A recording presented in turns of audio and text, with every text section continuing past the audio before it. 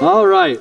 Right now, I'd like to introduce our first speaker. Greg Powell holds an MBA from Utah State University. He is currently an associate professor of management in the School of Business at Southern Utah University, where he teaches management, leadership, and organizational behavior, and chairs the Department of Management, Marketing, and Hospitality. He is the former director of the Southern Utah University Small Business Development Center, and currently serves as the director of the SUU Center for Executive Development. Greg is a founding partner in Meridian Consulting Group, LC. MCG offers a variety of services to small and medium-sized ventures, including management coaching and development, business strategy, marketing research, and economic research and analysis. Greg's personal expertise lies in the areas of change management, leadership, and executive supervisor development and customer service. He is certified with many training providers, including Achieve Global. Please help me welcome Greg Powell.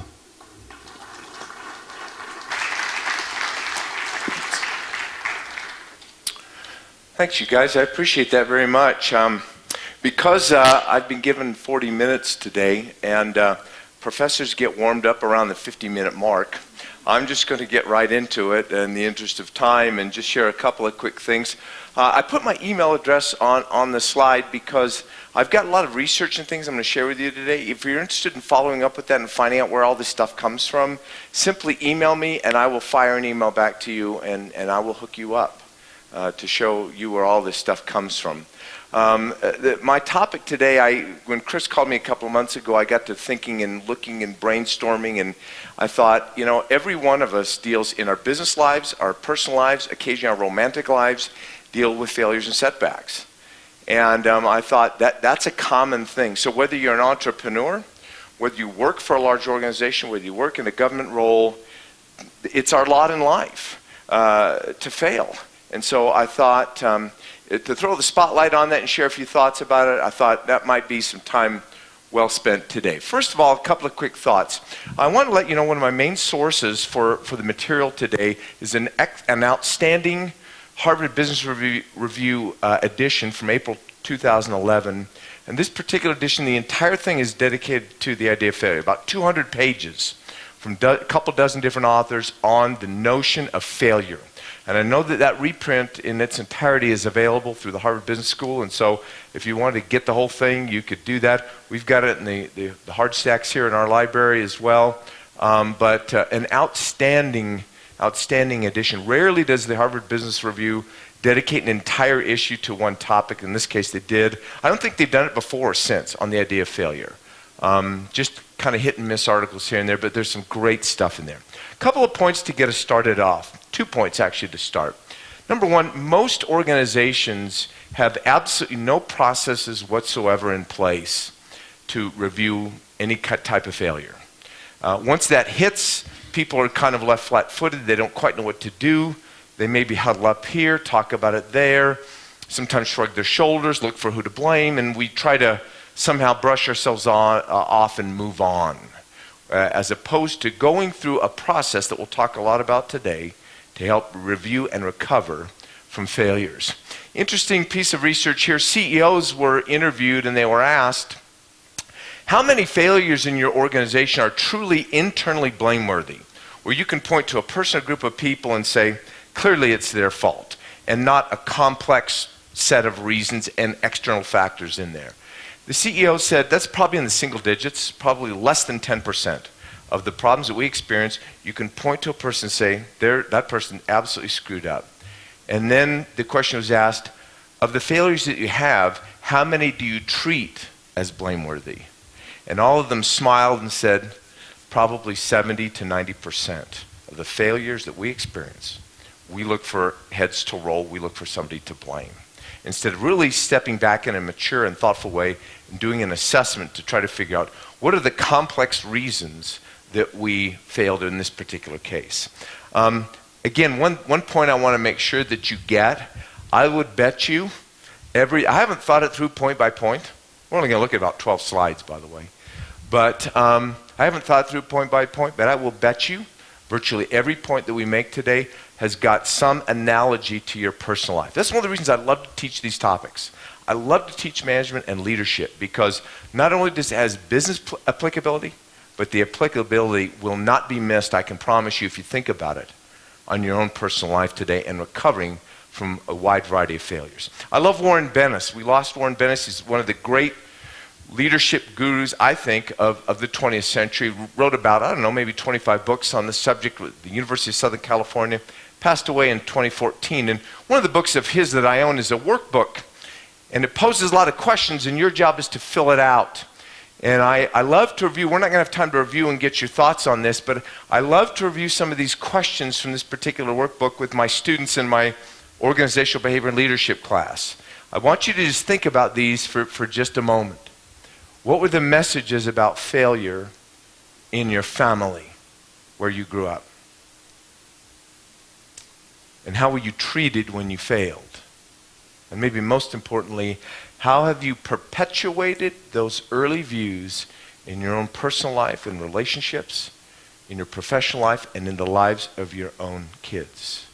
Now, as I ask students that, I get kind of polarized responses. Some students say, I had a really supportive environment that I grew up. When we screwed up, when we failed, whatever, parents would circle the wagons, we'd talk it through. Sometimes there was a punishment, but we'd figure out positive and productive ways to move forward.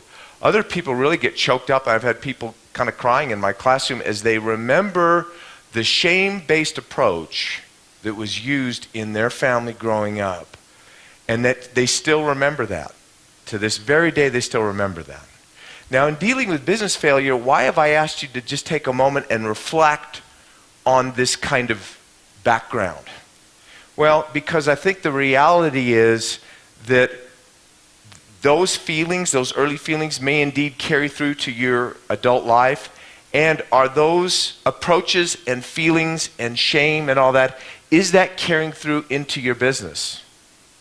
For example, if you just didn't talk about failure in your home growing up, have you translated that to the same approach in your business in an unhealthy way? Now, we haven't got a lot of time to talk about your background. We don't have 55 couches for everyone to lay on, and I'm not a psychologist anyway, but I want you to just kind of process that for just a second. Think about that. And how have those thoughts or feelings, for good or for ill, followed you through into your adult life, and how you view failure and how you work with failure in your organizations. A couple other thoughts on handling failure. One piece of research shows that about 70% of Americans have a pat approach or a standard approach, a default approach to responding to failure. In other words, they always run to this. Whenever there's a failure around them, they're like, this is what we're going to do. This is what I'm going to do. This is how I respond, regardless of the circumstances. For example, here, blaming others. People like that, we call them extra punitive, where they immediately get their finger out and they're looking for someone else to point the blame at. Others default to blaming themselves, and you might think, well, that's not too terribly unhealthy, but in some ways it can be quite unhealthy and even kind of underhanded. Because you think sometimes people do that for a motive they don't even understand. They're blaming themselves to diffuse the situation. Because it could be uncomfortable for me to single out other people on the team that I have to blame and have a hard conversation with. It's just easier for me to just take the heat and we can all be done with it. Other underhanded ways, motivations might be, if I just take the heat for it and just kind of say, I'll be the martyr, then everyone else goes, oh, okay, so I guess we can't yell at you, boss, or talk to you about it because you've already taken the hit and you've agreed you screwed up, and so it's over. The discussion kind of ends quickly. Again, both of those, if you do those habitually, can be very, very unhealthy in dealing with failure. And then the third one is just denying blame altogether. Oh, it was external factors. The market changed. It was the economy. And we had no idea. Who knew? You know, it is what it is. I remember 2007, 2008, a lot of people wandering around town just like, you know, it is what it is. It is what it is. Other people thrived in that environment because they were more prepared to face a tough time than others, right? Well, two major problems with these three habitual, again, if they're habitual, that's where the problem comes in, right? Two major problems with these habitual mindsets. Number one, when people receive and react to failure inappropriately, they don't learn from it. And number two, and I've seen this one happen a gazillion times, leaders who don't respond in productive and thoughtful ways to failure will absolutely not create an organizational culture that deals with it in a healthy way. If you don't know how to deal with it well in your personal life, sit down, circle the wagons, talk to your spouse, talk to your kids in a healthy way about, gosh, we failed. What are we going to do next time? How we learn from this? How do we move forward? If that's not probably a personal habit, it probably will most likely never be a business habit. Okay? Those are some of the problems. All right, a couple of quick thoughts here. To launch off with maybe some of our key points today, you've got to understand that failure and innovation are kissing cousins. They're related. When you work on one, you almost inevitably get the other. If you're an innovative company, get used to failure because it will happen a lot.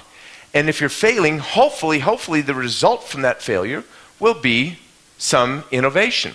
I like this guy, Seth Feigerbaum, that I stumbled across. He's got a blog, and he's a writer, and he started doing some research on artists and poets and inventors and athletes and people that had a lot of success, and he went to them and started doing these interviews and found out that by the boatload, all these very successful, noteworthy people in their fields had significant failures in their early life and had to fight and push and kick their way through those failures. It was so powerful in his mind, he said the following: the big takeaway is failure and setbacks, far from being uncommon, are in many ways essential to our growth and development. Now that doesn't mean that in the business world we're looking to stumble and fail, but it does mean that those things, when dealt with properly, can lead to significant successes. I got two Barbara Corcoran stories for you today. As you may know, Barbara got her start in the real estate business, very successful in Manhattan real estate. At one time developed the most successful firm in Manhattan selling real estate, and later on came on to Shark Tank, and maybe that's probably where most of us know her from, being on Shark Tank. And when she was in the real estate business, she got this idea a gazillion years ago that they were going to take all their listings and put them onto videotapes and then give these out to clients. And so clients wouldn't have to go look at properties. They could pop in a VHS and just look at properties in the comfort of their own home.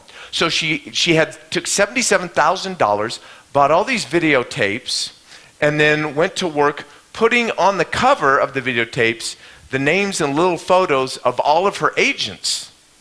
So she'd pass these things out. Well, the agents looked at those and said, well, I got contact information from other people in this office on there, not just me, so they wouldn't give them to clients. They kind of refused. So she's sitting there with $77,000 of these videotapes in her apartment, she says, crying in her soup. Well, her husband comes home. He was a captain in the Navy at the time. He comes home from military exercises on the other side of the world in Korea. And he was all excited about these military exercises they've gone through out there. And she said, well, why is that exciting? You do this all the time. Why is this even interesting? And he said, you don't understand. This time around, we did it in real time, and we did it through something called the internet. And so she thought, the internet, what is this? So as he educated her and she started tinkering around with it, she thought, why don't I do this? I'll take the video presentations and I'll put them online. She said, I did not know what online meant at the time. I had no idea what that meant. We put these things online, and pop, she gets 2 calls immediately from London, people saying, I want to buy an apartment in Manhattan. She thought, I'm onto something. And it became the future of the way that real estate was sold in her industry, particularly in New York. She also immediately, once she saw that this was going to work, she went out and registered in the potential URLs for all of her competitors in the area, so she could then, when they got wind of it, say, what is this? And then, well, I've already got your URL registered, but I'll sell it to you. I've got another story I got to share that I really like, an interesting guy, but a very unknown person, even in the aerospace industry, by the name of Charles Kaman. Charles Kaman was an innovative guy, and although he didn't have necessarily a ton of failures along the way, I do need to share this one quick story with you. He had developed helicopters, and he was a genius of an engineer, a lot of it self-taught. And in the flying industry, whether you're dealing with fixed wing or whether you're dealing with rotors, one of the key things that as the technology moves forward that we're always looking to deal with in this industry is vibration. Vibration is the enemy in flying. because it can cause you to crash. It can cause the plane to fail or the helicopter to fail, sometimes catastrophically. So new generations are always reducing vibration. Well, vibration's an interesting thing because, as you know, those of you who study music, you recognize that music is nothing more than simply vibration. That's all it is. So he thought, what if we took that concept of vibration reduction, take all what we've studied about reduction of vibration, turn it around, flip it around, and say, what if we sought for ways to increase vibration in a musical instrument? And they created what is known today as the Ovation guitar. Some of you maybe heard of the Ovation Guitar Company. It's hard to see that slide a little bit, but the back is rounded. I remember I had a high school friend, his parents plopped down about, in the 1970s by the way, about $600, bought him an Ovation guitar with this plastic rounded back because they figured out that the music would resonate better out of a rounded back guitar than a traditional square back guitar on a classical guitar. So again, not a failure necessarily, but the point between Barbara and Charles, I think, is this. As you wade into your industry and become very knowledgeable about things and are deeply, have developed some deep understanding about things, develop this, maybe that didn't work, maybe this would work, that puts you in a position to be able to take things to the next level. All right, a few other things. One thing I think that we definitely need to do is, if you're going to sit down and analyze how we failed, you've got to become familiar with the idea of bias and the different types of biases that are out there, because it's so easy for all of us to get tripped up with those things, and the idea and the associated vocabulary along with bias. Failure analysis concepts or problem solving and the associated vocabulary. 6 terms I want to give to you. Number 1, the confirmation bias. The tendency to favor information in a way that confirms one's pre-existing beliefs.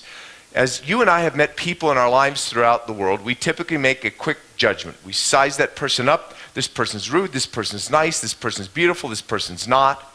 And typically what we do, because we like to be right, is as time goes on, we look for more information to verify that we were right because we want to be right, because it feels good. I knew it. I knew she was dishonest first time I saw her. Beady eyes, oh, she was wandering around looking at my wallet. I knew it. I knew it. We like that kind of a feeling. The problem with that is we start pushing out other data or other information that would give us another perspective, the confirmation bias. Fundamental attribution error. In making judgment about others, we underestimate the influence of external factors and overestimate the influence of personal factors, and we do just the opposite with ourselves. We're driving down I-15 in a rainstorm. Somebody kind of goes by us in the fast lane, and all of a sudden we see them start to hydroplane and fishtail, and we're like, yep, idiot. Could have told them that. Slow down out here, knucklehead. Clearly their fault. 10 miles down the road, you and I fishtail a little bit, and it's the conditions. It wasn't your fault. You weren't going too fast. It's just these roads. All of a sudden, it's no longer your fault. Again, the fundamental attribution error. Overconfidence bias. Success increases our self-assurance. Got a couple stories for you on that. That's the problem with success. The more we succeed, the less research we start doing about why we're becoming successful. When we're failing, we're all over the data. What's going on here? We got to figure this out. When we're successful, we're just like praying that we'll continue in that vein, right? That the gods will continually look favorably upon our business venture or our love life or whatever it is, right? Here's another one, the normalization of deviance. The tendency to, over time, accept anomalies, particularly risky ones, as normal. For example, if you had a ladder with a broken rung that you've just been kind of dealing with because you didn't want to replace the ladder, and you thought, well, maybe it's not the safest thing in the world, but it's better than spending $70 on a new ladder. I'll just kind of keep dealing with this, right? And not understanding really that if it were slippery outside or maybe dark one day or your neighbor asked to borrow it and didn't know about the broken rung, it's an accident waiting to happen. Another bias called outcome bias is focusing on the results of outcomes more than the complex and often unseen processes that led to them. Sometimes we've had a busy run in our business. We all sit down, patting each other on the back. Boy, the customer service today was phenomenal. We got lots of positive feedback, even though we got a today and everyone's high-fiving. without us stopping to think, how close, though, did we come to some failures? Could we have been more prepared when that very large group of people showed up and all of a sudden hit us? How close was it to disaster time? And the last one, the failure to ask why syndrome, the tendency to not investigate the causes of good performance systematically. Now again, why did I show you these? Because if you're going to be a good analyst about failures and successes, it's good to understand these kinds of biases because frankly, most all of us fall prey to them. And if you're able to understand them and address them in debriefings, sometimes we call those after-action reviews, post-mortems, we'll talk more about those later, what those are, is you're able to address these things, understanding these biases, not just you, but everyone on your team, really, really helpful, so you know that you're looking at some good facts and not being biased in an over-the-top way. I want to introduce you quickly to this woman by the name of Julie Morath, who became the Chief Operating Officer at the Children's Hospitals and Clinics of Minnesota. She had not been working there previously. She was an RN by background, had made her way up in a supervisory way through all the ranks in previous hospitals she'd come to. And when she came to this hospital, she decided, you know what? We need to be at this hospital if we're going to make sure that we have fantastic operations, outstanding patient care, also taking care of the families and addressing all issues. We have got to be a learning organization. Every day we've got to learn more and more about the problems that will confront us. These are some of the things that she put into practice at this award-winning hospital. Number one, frame the work accurately. She recognized that a lot of people in the organization had never been exposed to any of the data that's out there, plentiful data in the hospital industry that shows hospital success rates and other techniques that hospitals are using to make sure that something called nosocomial infection is being kicked out of the hospital. Nosocomial infection means the type of infection someone would pick up in the hospital. As you know, that happens from time to time. Obviously, all hospitals want to see that at as close to zero as humanly possible. They want to see someone come to the hospital and get sick. So try to keep those rates down. Error rates, giving a patient the wrong medication or whatever. Not looking at the patient's history thoroughly every time you minister to a patient. These are the kinds of things that hospitals seek to address and keep at bay, right? So what she did is she brought a lot of data in. People, even down to people that swept the floors, they'd never seen data like this. They didn't know how you measure the success of a hospital. So step one was to just be real about it and say, this is what's going on out there in the world. This is how patients die. This is how we keep them healthy.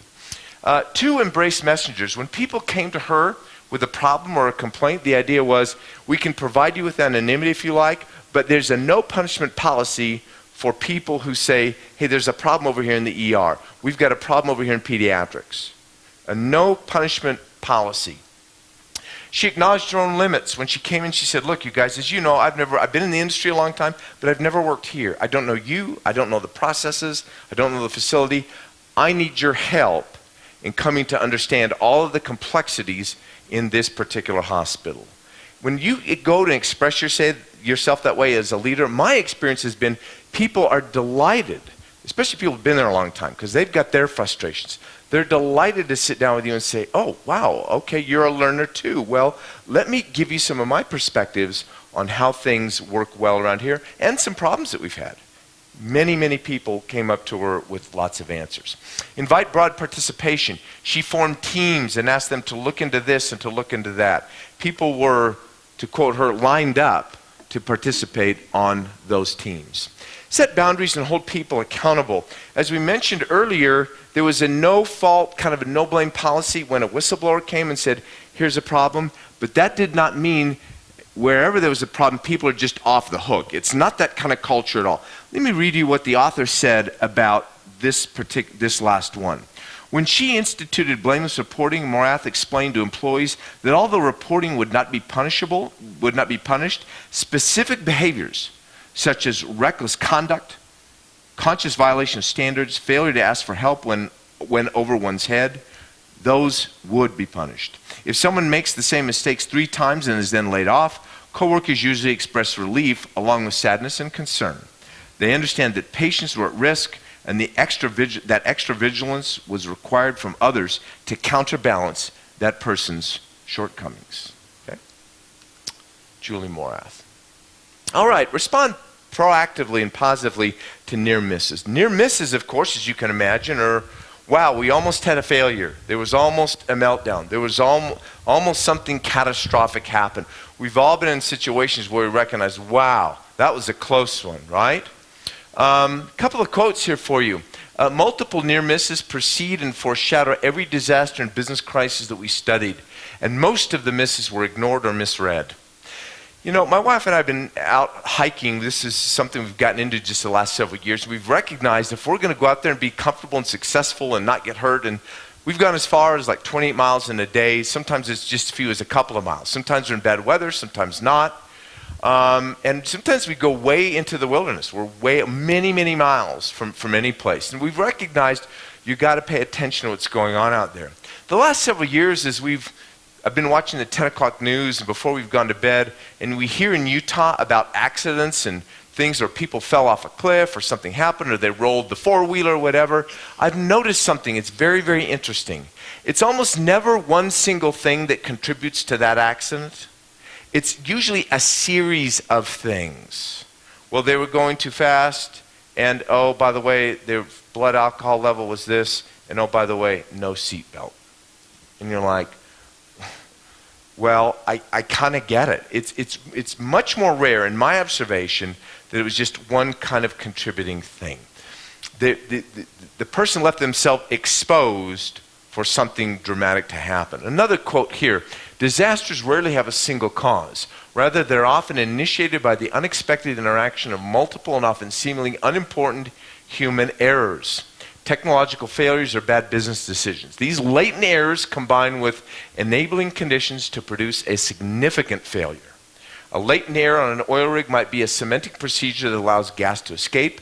Enabling conditions might be a windless day and a welder working near that particular leak. Together, the latent error and the enabling conditions ignite a deadly firestorm. Quick JetBlue story. Some of you are probably familiar with this. Valentine's Day 2007. JetBlue had been kind of pushing it for a long time. Their pilots were instructed, look, as soon as you get people on that plane, you taxi right out there and get in line on the tarmac so we can keep our flights online. People want on-time flying, and if you can kind of bully your way out there a little bit and get out there, yes, sometimes you might get stuck, things get backed up, weather hits, sometimes you might get stuck on the tarmac for a while, but push it anyway. You got to push the envelope is what they taught their pilots. And they played that dangerous game for quite some time. Well, JFK, ice storm, February 14th, 2007, they've got all these planes out there on the tarmac. The airport gets shut down. In some cases, the planes couldn't even move because the wheels were frozen. That's how bad it was. And they couldn't turn around and go back because there were other planes queued up in the areas where they picked up the passengers. And so they were stuck out there for up to, get this, I don't know if you heard the story, 11 hours sitting on the tarmac dealing with that. I'll never forget, Fortune magazine had a couple months after this, an issue with top customer service providers. I think JetBlue the previous year had been ranked number 3. And they put on there, they had the new issue after this happened, 1, 2, they had JetBlue as 3, and then they took like a red crayon and crossed it out and then put somebody else's number 3, and JetBlue wasn't even on there. It was like Fortune just kind of stuck it to them in a really public way. This was a major public setback for them in customer service. Why? Because latent errors and enabling conditions, all of a sudden, the fates caught up with them, and boom, we have a major, and they took a major hit, customer service-wise, over those taking those chances. I thought this was kind of interesting. I thought I'd throw it at you. This deals with searches on Google for learning from failure as opposed to learning from success. And you'll notice in the 80s here, this idea of learning from failure took there was a major spike there. The interest level in learning from failure is significant, but learning from success, people don't really think much about that, right? So a couple thoughts on learning from successes, because we all need to be looking at our successes as well. This can breed failure by hindering learning at both the individual and company level. Learning from success can represent even greater challenges than learning from failure. Why? Because when we learn from failure, it's obvious. Well, we screwed up. We got to figure this out. When you're successful, it's just like, again, you start whistling in the dark, hoping it continues. We don't dig deep into the data. We don't have roundtable discussions about why. We need to be specific about why we're hitting it out of the park. Why are we hitting it out of the park? Few organizations ask themselves that, and Ducati did not back in 2003. Back in 2003, Ducati decided, and they've been around for a long time. They're out of Bologna, Italy. Been around for a long time, been in all kinds of racing circuits, but they'd never been in Grand Prix racing. And they said, we're going to put together a rookie team in 2003 and just go try it and see how well we do. Well, unfortunately, they had a really phenomenal year. In 9 races, they were in the top 3, and for the overall racing season, they were number 2 in the world with their team. And they're like, this is amazing. So they decided for 2004, they were going to completely redesign their motorcycles and then hit it again in 2004. On the motorcycle, there's about 950 parts. 60% of the 2004 motorcycles were new. 60%, in an effort to win the Cup, that next year. And the bikes were out of control terrible. And so they lost for the first couple of months, went back to the workshop, reconfigured their design processes, went back to the older bikes, and said, I think we screwed this up. They ended up taking 3rd on the year, but for them it was a failure. Why? Because the previous year, the rookie year, they took 2nd place. All of a sudden, now because they perceived it as a failure, now again kicks in the studious processes. By the way, I didn't tell you in the 2003, their motorcycles were outfitted with all of this technology to measure everything. About 30 different pieces of technology on the bike designed to gather data about the race and then feed that data back to management. But guess what? Once they were winning, they looked at the data and they said, oh, that's interesting, but we're winning. And so they didn't look at the data as they had intended. Once they slipped to 3rd, it's all of a sudden, where's that data? They started looking at that, digging into it. Finally, they had a good year in 2005, 2006, and 2007, they won a championship. Why? Because of that perceived failure. See, it was the failure that caused them to dig deep and really think it through. The successes, you tend to just ignore any of the data that you gather. Last couple thoughts for the day, you guys. Conducting a post-mortem, in the military we call it an after-action review, very important. Every time that there is a major failure, to sit down and get a bunch of people, get heads around the table and say, let's talk about it. And specifically, you need to be looking at these kinds of issues. What did we learn through this failure about our customers and market dynamics? What also did we learn about our organization strategy? Is it functional? Is it dysfunctional? Is it the right strategy for this time in the marketplace? What about culture and processes? What is our culture like? Do we have good processes within the organization that help us hit our numbers and achieve success? What did we learn? What did I learn as a leader about myself and about the team around me? And what did we learn about future trends in the industry? And finally, you guys, I just don't think that we can conclude any kind of a good discussion on recovering from failure without addressing the idea of persistence and tenacity. I've kept a little quote book for over 30 years. I found it many years ago, and I like quotes, and so I write quotes in it. The thing's fallen apart. My poor wife has glue-gunned it back together I don't know how many times, but it's got hundreds and hundreds of quotes. And one time I started looking through there and I was going to put them in all kinds of categories, and I started to notice I probably have more quotes on the notion of persistence and tenacity than maybe any other topic, love or family or religion or anything. I love this idea because I think it rules the world. Tenacity gets the job done. Talent won't do it. Tenacity, sticking with it, gets the job done, as Louis Pasteur said. One last Barbara Corcoran story as we conclude today. It goes like this. She, after having had all the success as a real estate person, she was contacted by the producers of the Shark Tank show. And so they called her up and they said, Barbara, we love you. We're putting this show together and we would like you to be on this show. And we're going to have a panel of men and one woman, and you're our pick. And so she says, I'm in, send me a contract. So they sent the contract to New York. She said, I signed it without even looking at it. I'm going to Hollywood. I don't care what they were going to pay me. I'm going to be on the big screen. I'm going to be on a TV show, reality show. And she was really excited to be able to participate. She signs the contract, sends it back. She said, I went out and bought 3 new autograph signing suits in Manhattan. I'm going to Hollywood. So 5 days before she's supposed to fly out there to do the show, 5 days, there's a call comes from the producer, his name is Mark, from his assistant, who says, I'm sorry, Miss Corcoran, we've decided to go a different direction, and we're not going to be using you on the show, but we'll keep you in mind as kind of a backup for the show. And so she hung up, said thanks for the call, hung up, and decided she wasn't quite done yet. She thought, I'm going to write an email to the producer, and it reads in part as follows. Mark, I understand you asked another girl to dance instead of me. Although I appreciate being reserved as a fallback, I'm much more accustomed to coming in first.